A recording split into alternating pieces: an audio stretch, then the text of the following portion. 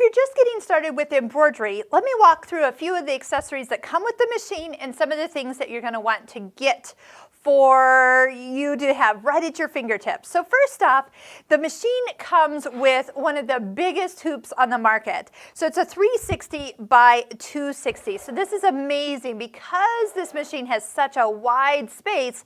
This hoop has also the space that goes with it. This is about 10 inches by 14 inches north and south here. Now there's two other hoops that come with this machine, a 260 by 200. That hoop is 8 inches by 10-ish inches-ish, and then also 120 by 120. That's about 5 by 5. So one of the things that we talk about when we talk about stabilizers, there's a variety of different kinds. So there's tear away, there's cut away, there's wash away, and you're going to learn a lot of that just by practicing and doing. I always recommend taking some of the courses that your local store offers. Anything that's a project class. Of course, any mastery classes that they offer as well. Take everything.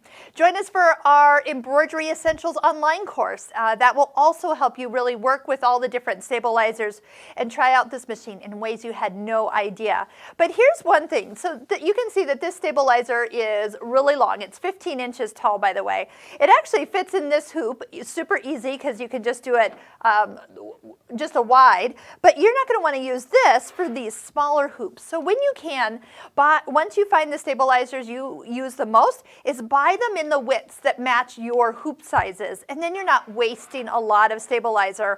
I mean, there's times where you could actually go and get it here and here, but sometimes it's just nice to have the exact size and pull it off and use it right from the roll.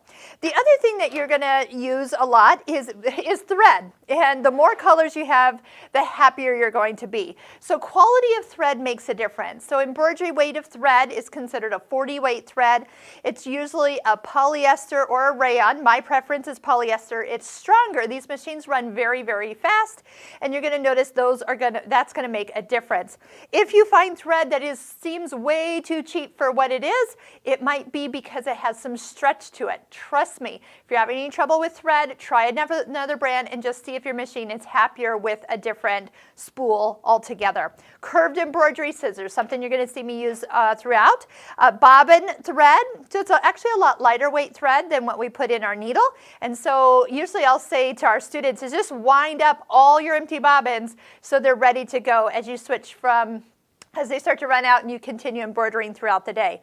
Embroidery needles. Do you know you can actually buy them by the 100-pack? I highly recommend it versus a 5-pack. Check out your local Husqvarna Viking store and they should be able to get these for you as well. I did put a can of 505 spray. I do use that quite a bit to help hold my stabilizer and fabric together while I'm trying to hoop it. It's like its own little handy helper along the way. So changing needles, and don't forget, if you haven't cleaned your machine lately, get in there, clean it out, use a vacuum cleaner and suck it out, no canned air, remember, and get everything cleaned out. Put a new embroidery needle in and we should be ready to go.